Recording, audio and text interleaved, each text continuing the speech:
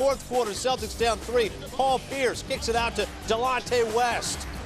He'll bury the triple, and the game is tied at 81. On the next Celtics possession, Ray Allen, from his preferred spot, nails the corner 3, and the Celtics are up by 3. However, the Heat would respond. How about LeBron James hitting the 3 over Paul Pierce? 25 to go. James, he's mortal. Loses the handle, and it's Ray Allen coming up with the steal. Celtics call timeout. The Celtics with one last shot in regulation. Can Pierce get it done over James? Tied at 86 after regulation. In overtime, James, the fadeaway over Pierce. How do you guard that? Heat are up by 2. On the next Heat possession, it'll be Wade to James to Bosh. Wonderful team play, and Miami taking over in OT. Off the James miss. Chris Bosh, much maligned. Look at the offensive tip-in. He got free and letting loose a primal scream as the Miami Heat, with a gigantic victory on the road. 98-90 is your final. How about LeBron James? 35 points, 14 boards, and 3 steals in this one, as they had a huge advantage on the glass. 45-28 plus 17 in favor for Miami as they got it done. So after combining for just 44 points in their Game 3 loss, Miami's big 3, LeBron, Wade, and Bosh, almost doubled that output tonight, combining for 83.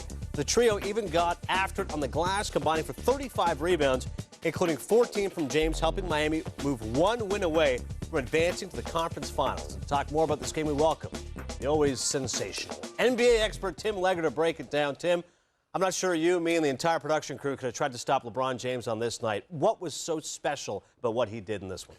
Well, he pointed it out right there to Craig Sager. He was aggressive from the get-go. He looked like he really wanted to set the tone for his team by taking more of the burden on himself, take some of the pressure off of Chris Bosh, because there was so much really magnified look at Chris Bosh after Game 3, the comments he made, the way that he played.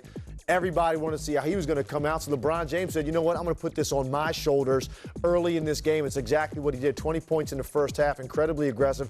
The bottom line is this: the Celtics don't really have a matchup for LeBron James. Paul Pierce is a good defender, but Paul Pierce does not have the athletic ability to really keep LeBron James from getting to the spots on the floor that he wants to get to. And when you have a Tony Allen in your mix, the way the Boston Celtics did a year ago, that's the kind of guy that you can put on LeBron James and say, this is your responsibility. A guy like Allen doesn't have to worry about scoring. Paul Pierce has to score, and he has to defend a guy like LeBron James. And ultimately, with expending all that energy, LeBron James is going to get loose, and it's a matter of, is he disciplined to get the shots he wants, which he did on this particular night. And then he made a couple ridiculously tough shots down the stretch. Wade also a tough shot in overtime with his foot on the line. And then Chris Bosh, 2 big plays around the rim.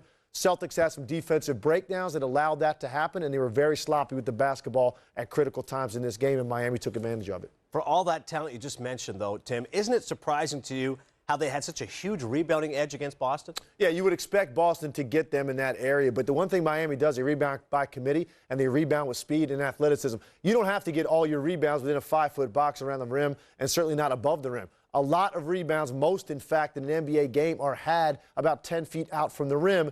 Those are the ones that Miami was running down. Their perimeter players are doing a great job of helping Chris Bosh and Joel Anthony inside by tracking down those long rebounds. They got their share. The critical possessions in this game were won by the Miami Heat, and that's what it comes down to. Boston had their shot, ball in their hands, 19 seconds to go, taken out of bounds, one-shot situation at the end of regulation, and they didn't get anywhere near the look that they needed to get in that situation. Paul Pierce, very tough fadeaway going one-on-one versus LeBron James. I don't think they executed on that play. They end up with a difficult shot that has no chance of going in. Miami seized control in overtime once they got that second chance.